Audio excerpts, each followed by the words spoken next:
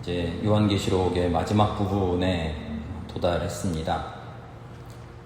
우리 지난 시간에 요한이 이야기하고 있는 하나님과 사탄의 전쟁이 어떤 전쟁이냐 하는 이야기를 말씀드렸죠. 어떤 모습으로 하나님과 사탄의 대결이 이루어진다고 했나요?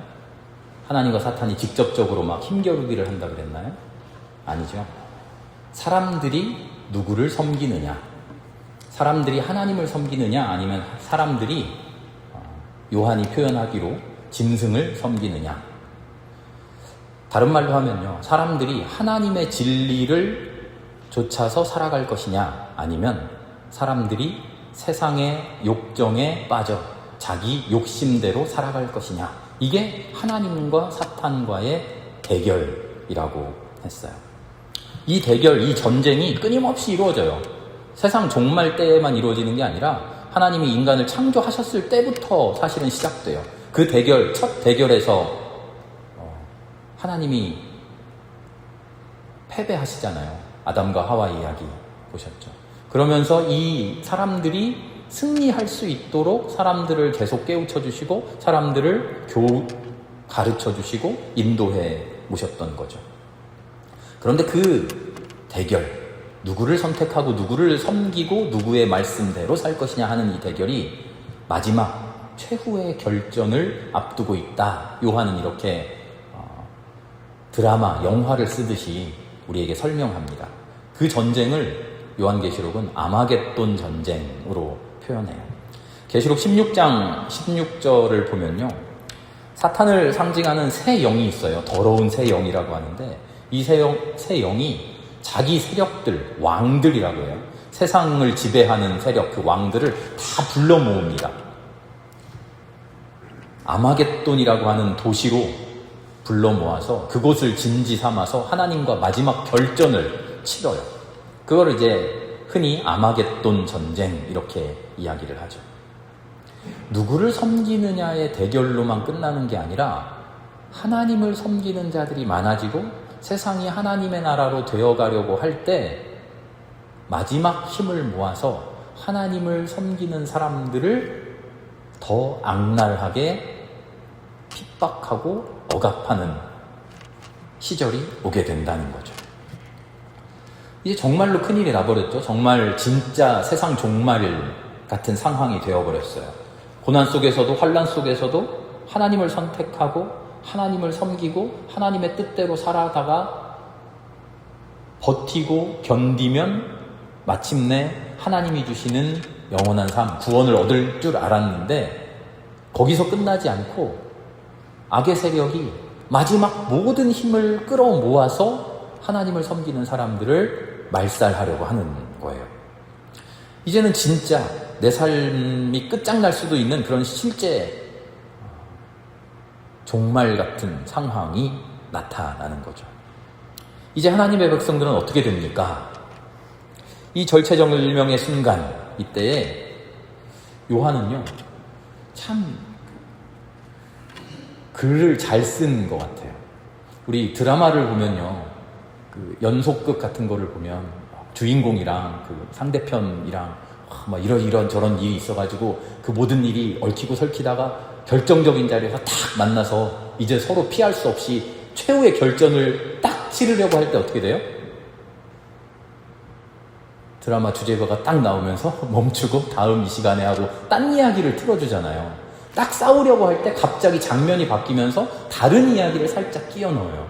그러면서 마음속에 궁금증, 그 싸움은 어떻게 됐지? 하면서 궁금하게 만들어요. 요한계시록이 지금 딱 그래요.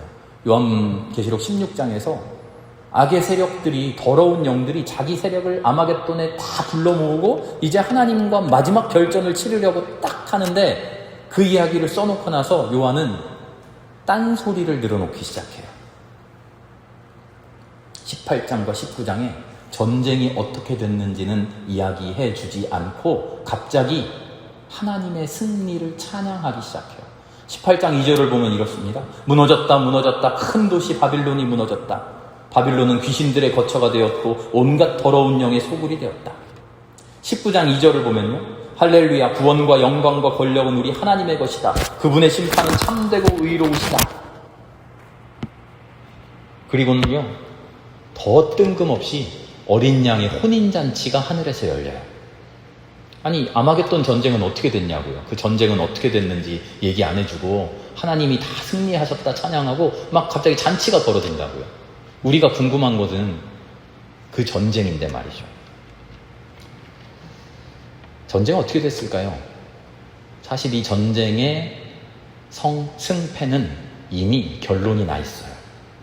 계시록을 맨 처음에 시작하면서 이 세상의 종말처럼 보이는 암담한 현실에 대해서 이야기를 했죠. 믿는 사람들이 핍박받고 믿는 사람들이 억압당하는 세상. 그런데 이 핍박과 억압은 무엇이다?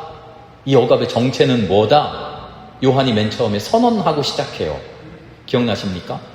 어린 양이 봉인을 뜯는데 봉인을 뜯을 때 이 땅에 고난이 나와요.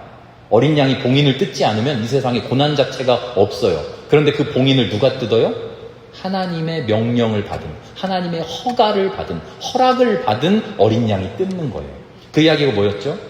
이 땅에 온 고난은, 우리가 겪는 아픔은 애초에 하나님이 계획하고, 애초에 하나님이 설계하고, 애초에 하나님의 손바닥 안에 있는 일이었다는 거예요.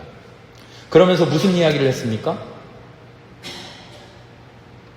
마지막 모두가 구원받기 전까지는 이 땅에 풀 한 폭이, 나무 하나, 어떤 것 하나도 건드릴 수 없게 하셨다.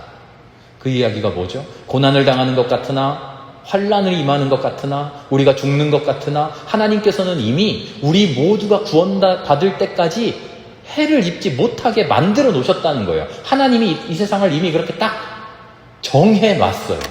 그런데 우리는 우리 눈으로 당장 우리 눈앞에 있는 것만 보면서 이러다가 지는 거 아니야? 이러다가 하나님이 패배하는 거 아니야? 세상 권세가 더 세 보이는데? 이런 생각을 하고 있다는 거죠. 아마겟돈 전쟁 이 부분만 들여다놓고 보면 우리 하나님이 지시면 어떡하지? 사탄이 이기면 어떡해? 그런 두려움과 걱정을 가지고 있다는 거죠. 바로 앞에 그게 16장 아마겟돈 전쟁인데요. 그래서 바로 앞에 15장을 보면요. 15장 2절 말씀에 이렇게 되어 있어요. 마지막 진노의 대접을 이제 쏟아놓는데 그 진노의 대접을 누가 쏟아놓냐면요. 15장 2절 말씀 이렇게 되어 있습니다. 짐승과 그 짐승 우상과 그 이름을 상징하는 숫자를 이긴 사람이 이미 짐승을 이겨버린 사람이에요. 이미 승리를 쟁취한 사람이 이 땅에 환난을, 이 땅에 고난을 허락하고 있다는 거예요. 잠시 짐승이 활개칠 수 있도록 마지막 반항하도록 두고 본다는 거죠. 무슨 이야기냐면요. 이미 이겨버린 전쟁이에요. 아마겟돈 전쟁 어떻게 될까 우리 궁금할 필요도 없어요. 그거 우리 요즘 전력 비교하잖아요. 군사력 비교. 우리나라 군사력이 세계 몇 위다. 미국과 비교하면 공군 전투기는 어떻고 그런 비교를 하잖아요. 그런 식으로 비교하면 이미 게임도 안 되는, 말도 안 되는 싸움이라는 거죠. 이미 이겨버렸다는 거예요.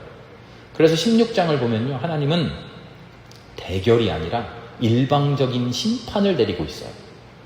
어떤 심판입니까? 심판의 내용이 참 의미심장합니다. 종기가 생기고 물이 피로 변하고 온 세상에 어둠이 닥쳐요. 어디서 들어보지 않으셨습니까? 온 땅에 어둠이 닥치고 나일강이 물이 피로 변하고 먼지가 들러붙으면 다 종기로 변하고 이게 어디에 나오죠? 출애굽기의 10가지 재앙이죠. 요한은요, 하나님께서 역사적으로 이미 우리에게 보여주셨던, 우리가 이미 알고 있는, 우리가 이미 경험했고 우리가 이미 확신하고 있는 그 사실을 다시 되풀이해요. 실제로 역사적인 재앙들을 재현해내요. 하나님이 그 이전에 승리하셨던 것처럼 똑같이 승리할 것이다. 이게 7 대접을 통한 재앙이에요. 이게 누구에게 닥칩니까? 16장 2절을 보면 모두에게 오는 것이 아니에요. 짐승을 통해 짐승에게 굴복하지 않은 사람들에게 닥치는 재앙이 아니에요. 지금까지의 재앙들은요, 하나님을 섬기려고 하는 사람들, 하나님의 뜻대로 살려고 하는 사람들에게 닥치는 고난이었는데요. 이 아마겟돈을 앞두고 마지막 내려지는 심판은요, 16장 2절을 오직 짐승의 표를 받은 자들에게 임하는 재앙이에요. 자, 그러면 사탄의 세력이 비장하게 준비한 이 아마겟돈 전쟁 어떻게 되었을까요? 우리는 그 배경을 다 이해하고 보면 전쟁이 어떻게 될지를 이미 예상할 수 있어요. 용쟁, 호투, 막 박빙의 전투, 접전 이런 게 아니고요. 일방적으로 하나님의 통치를 그냥 찬양할 뿐이라는 거예요. 그래서 이 18장과 19장에 좀 뜬금없어 보이는 갑작스러운 찬양이 우리는 이제 이해가 되는 겁니다. 악의 세력은 자기 모든 힘을 끌어모아서 왕이란 왕들, 내 수족 수하를 다 끌어모아서 하나님한테 마지막 일격을 가하려고 하는 것 같은데, 그래서 뭘 모르는 사람들이 봤을 때는 이거 하나님이 질 수도 있겠는데 이런 생각을 할 수도 있겠는데, 그러나 한 발 뒤로 물러서서 이야기의 전체를 놓고 보면 이건 뭐 처음부터 말도 안 되는 게임이었고 말도 안 되는 전쟁이었다는 거예요. 하나님이 승리하는 게 아니라 이거는 이기냐 지냐 그걸 놓고 볼 것도 없이 그냥 잔치라는 거예요. 하나님께 반역하는 자들을 21장에 보면요, 씹어 먹는다 그래요. 씹어 먹는다. 물어 뜯어서 씹어 먹어버린다는 거예요. 잔치예요. 하나님을 섬기는 사람들이 고난을 당하고 핍박을 당하고 괴로움을 당하는 게 아니라 전쟁이 벌어졌는데 전쟁이 시작되자마자 그냥 기뻐하고 즐거워하기만 하면, 즐기기만 하면 되는 잔치가 벌어진다는 거예요. 마지막에. 그냥 잔치가 아니라 혼인잔치예요. 하나님과 하나님이 하나 되시고 하나님과 하나님의 백성이 하나 되고 우리가 우리와 하나 되고 인간과 자연이 하나 되고 모든 것이 하나님 안에서 혼연일체가 되어서 서로를 사랑하는 완전한 혼인 같은 잔치, 엄청난 기쁨의 잔치가 아마겟돈의 결말이라는 거예요. 요한계시록은 이렇습니다. 우리는 지금 고통의 시대에 살고 있습니다. 아픔의 시대에 살고 있습니다. 여기저기를 살펴봐도 하나님의 구원은 없는 것만 같습니다. 우리는 멸망한 것만 같습니다. 그러나 그 전쟁이 막상 시작되고 보면, 그 전쟁이 본격적으로 한판 붙고 나면 어떻게 된다고요? 싸워 볼 것도 없이 그냥 우리의 잔치로 끝나버린다는 거예요. 이게 요한계시록의 결말이에요. 그 아름다운 결말이 이제 21장, 우리가 함께 읽은 21장에 본격적으로 그려져요. 새 하늘과 새 땅, 새 예루살렘의 모습이에요.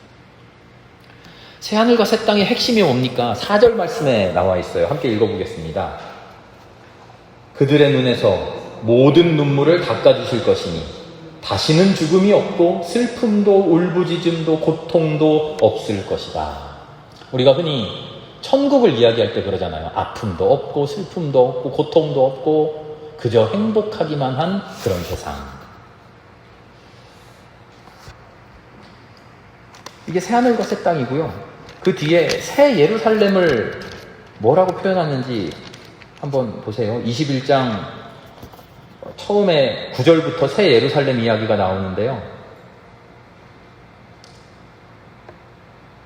처음에는 이렇게 생겼고 저렇게 생겼고 이야기를 하다가요, 18절, 19절, 20절 보세요. 각색 보석으로, 벽옥으로, 수정으로, 순금으로, 사파이어, 옥수, 비취옥, 홍만호, 홍옥수, 황보석, 녹주석, 황옥, 녹옥수, 청옥, 자수정. 뭔지 정확하게 우리가 이름은 다 모르겠습니다만 뭐라는 얘기입니까?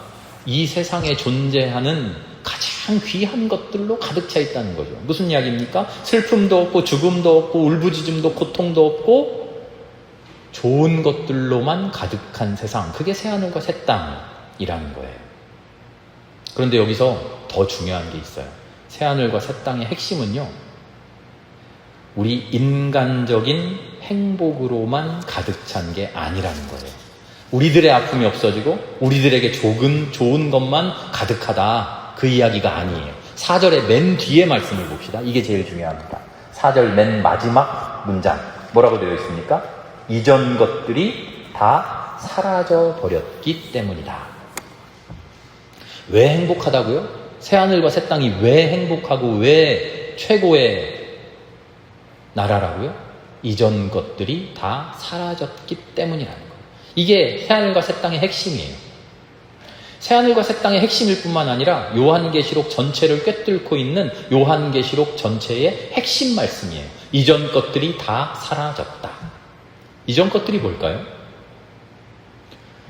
온전히 하나님의 사람으로 바로 서지 못하고 살아가던 그럴 때의 우리의 삶의 모습이죠.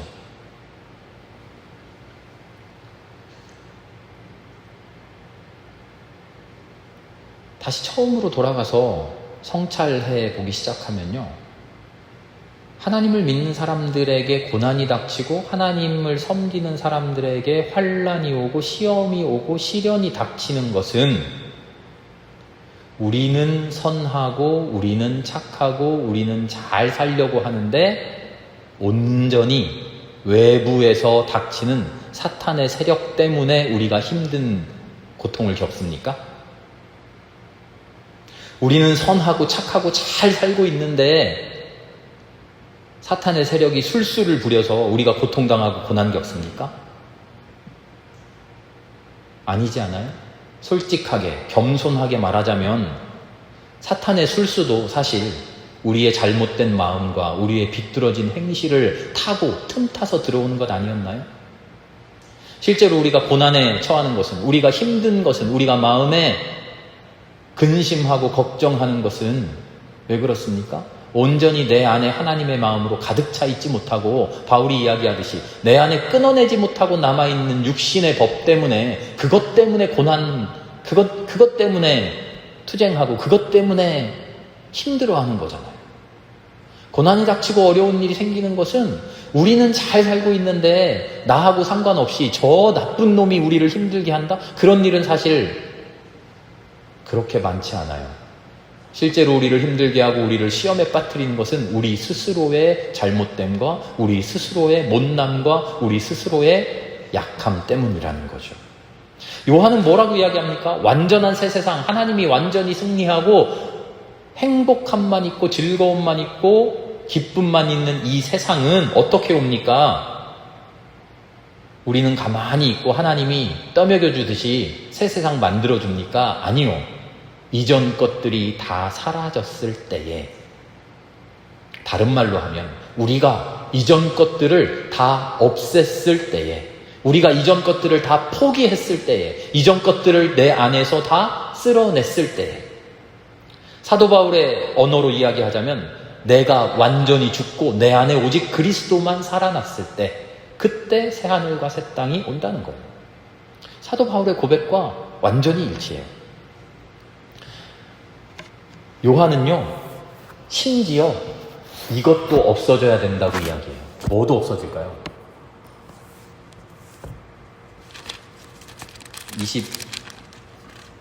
22절, 21장 22절 말씀을 봅시다. 맨 앞 문장 뭐라고 되어 있습니까? 함께 읽어보겠습니다. 나는 그 안에서 성전을 볼 수 없었습니다. 그 안에서는요, 새 예루살렘 이야기예요. 새 예루살렘이 하늘에서 내려왔는데 그냥 상상해 봅시다. 하나님이 새 예루살렘, 새 하늘 새 땅을 주시고 새 예루살렘을 이 땅에 만들어 주셨는데 우리가 그냥 생각하기로 그 안에 이 땅에 있는 성전보다 가장 아름다운 최고의 성전이 있어야 되지 않겠어요? 하나님을 모시는?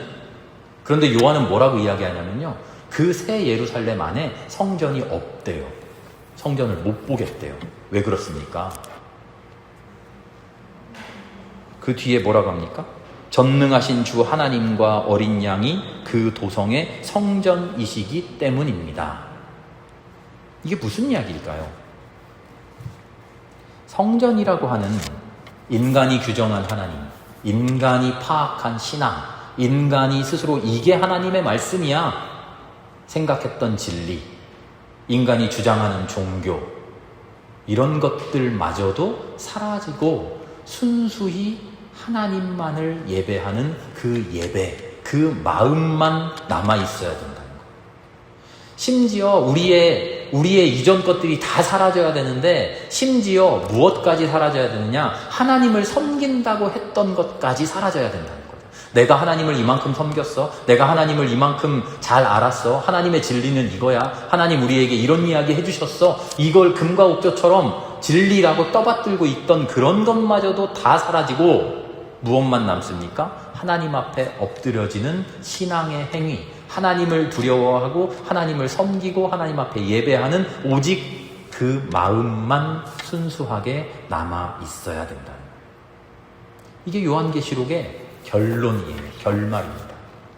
이 땅에 우리가 너무나 힘들게 살아갑니다. 너무나 아프게 살아갑니다. 이 땅을 주름잡고 있는 세상 권세가 있어요. 요한이 짐승이라고 이야기하는 그 권세가 있어요. 그 권세에 머리 숙이지 않으면, 순종하지 않으면, 이마나 손등에 그 짐승의 표를 받지 않으면 사고 팔지도 못하게 하고 이 세상 삶을 영위할 수가 없어요. 살아날 수가 없어요. 그래서 그 앞에 머리 숙이고 조아리고 어쩔 수 없다고, 이게 세상 사는 거라고 우리는 그렇게 이야기하는데, 그렇지 않다는 거죠.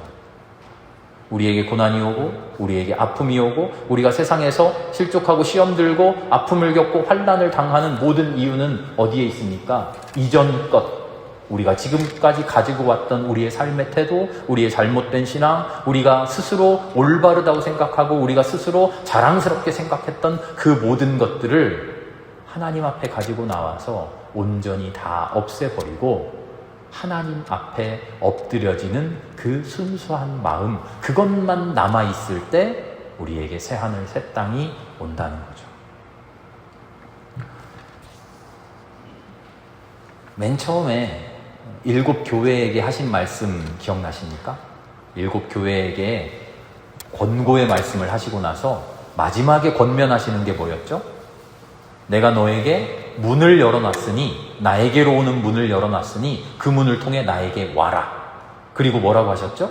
내가 너에게 갈 수 있는 문을 두드리고 있으니 그 문을 열어라. 그 말씀 하셨죠? 기억나시죠? 마지막 요한계시록의 결론에도 똑같은 이야기가 나옵니다. 이 온 세상이 마침내 하나님의 계획대로, 하나님의 섭리대로 세상 권세가 몰락하고 하나님의 승리가 온 땅을 다스리는 새하늘과 새 땅이 오는데, 그러려면 어떻게 해야 되는가? 22장 마지막 부분을 함께 보겠습니다.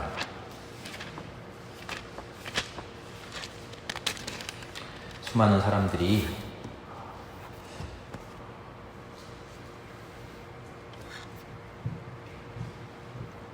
12절부터 어린 양 되신 예수님께서 이 모든 계시를 알려주시고 난 다음에 이렇게 말씀하셔요. 보아라, 내가 곧 가겠다. 내가 곧 가겠다. 이게 무슨 이야기죠? 교회들에게 하신 말씀 속에 3장 21절의 말씀, 내가 너희의 문 밖에서 문을 두드리고 있으니 그 문을 열어라 하는 그 말씀이잖아요. 내가 너희에게 가겠다. 그랬더니 사람들이 뭐라고 응답합니까? 20절 마지막 말씀 보세요. 아멘 오십시오 주 예수님. 아멘 오십시오 주 예수님.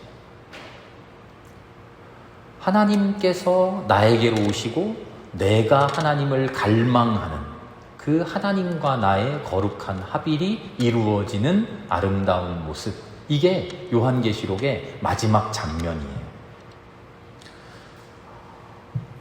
신앙은요, 하나님의 진리가 있고 어떤 신적인 명령이 있고 그 명령을 우리가 행위처럼 잘 따르기만 하면 세상 복이 굴러 들어온다, 그런 게 신앙이 아닙니다. 그런 건 종교가 아니에요. 그런 건 참된 믿음이 아니에요. 무언가 정해져 있고 정해진 것을 맹목적으로 따르기만 하면 된다, 그런 게 아니고요.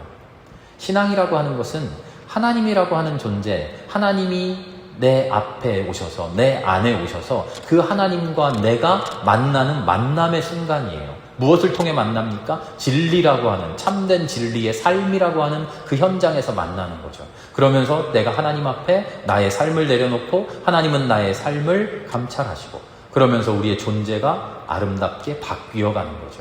요한은 그것을 새 하늘과 새 땅 앞에서 우리의 이전 것이 다 지나간 것이라고 표현했고요. 바울은 내가 죽고 내 안에 그리스도가 사는 것이라고 표현했고요. 예수님은 십자가를 지고 따라가는 것이라고 표현하셨죠.